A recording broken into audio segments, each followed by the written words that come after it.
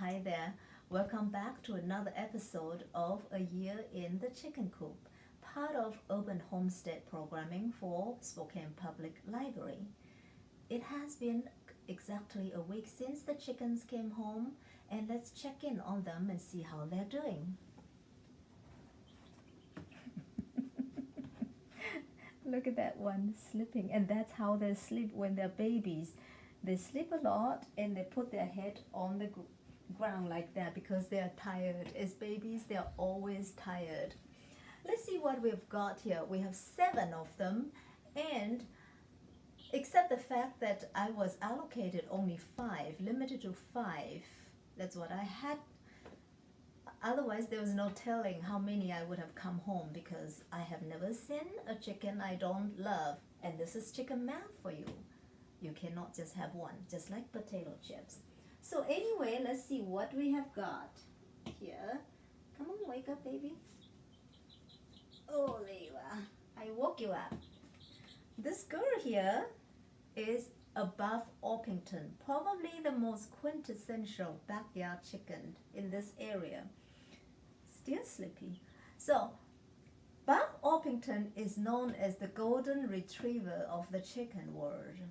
Extremely docile, sweet, agreeable, and totally with the program. Very good with the children. So if you have children that you want to get involved with chicken raising, this is the one to get. I highly recommend that. They're going to grow up to about 7-8 pounds, maybe 6.5. Not known particularly for excellent laying. She lays about 190 eggs a year. There is only one thing I dislike, and I don't know if I should say dislike because I love everything about this bird. There's this one thing that to keep in mind.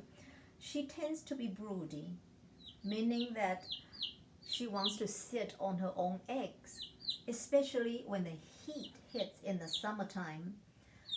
And in my experience, it seems like the older they get, the more frequent they become broody. But once they become broody, the egg production, of course, lowers and it upsets the whole chicken coop because no one has the place that they can lay. So it could be a disruption to the coop. But other than that, Orpingtons are the sweetest chickens there is in the backyard. And this breed was developed in England in the late 19th century, 1870s, something like that. So that is Orpington. Now, next thing we have here, this is a fancy bird called blue lace golden Wyandotte. Wyandotte is another one of those quintessential backyard flock. The most common one is called silver lace Wyandotte. Again, this, like Orpington, it is a heritage breed, and it's bred for dual purpose. All heritage breeds are meant for dual purpose, meaning broiler. Oh, she just pooped on me. Meaning you can use them as broiler or you can use them as egg laying.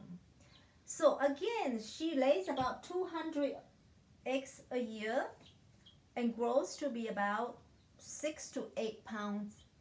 And this blue lace is very new to the market because they have just selectively bred this kind that with beautiful blue tinge to the golden lace.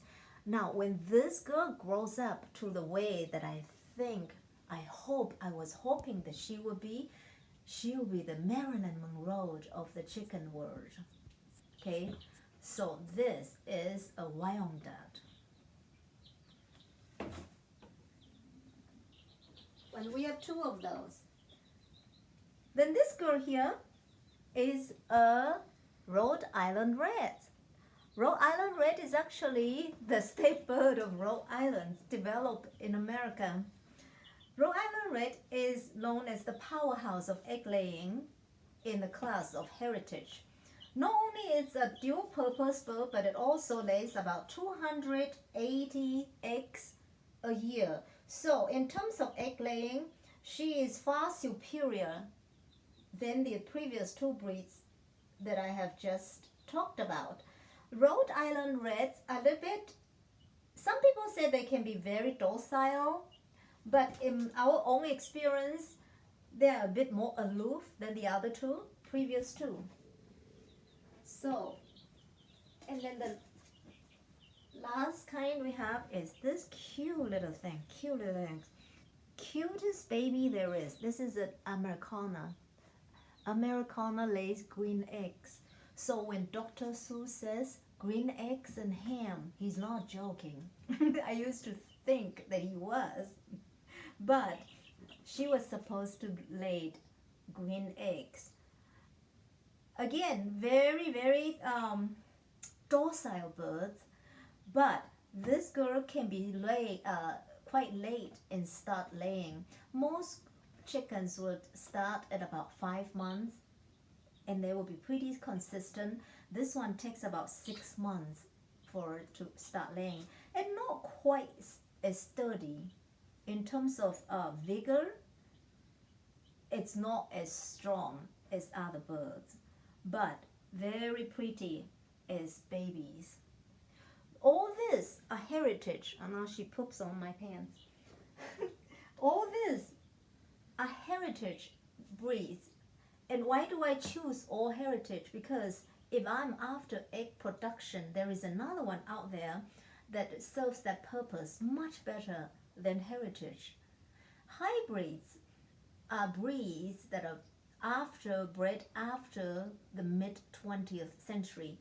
The definition of heritage is that it has to be a breed recognized by American Poultry Association before 1950s. So the gene lines of heritage has been consistent, should be consistent for the last at least 50 years. Hybrids are all very new. Hybrids are things that come after 1950s. So hybrids are bred for two purposes. Meat birds for the meat production, eggs.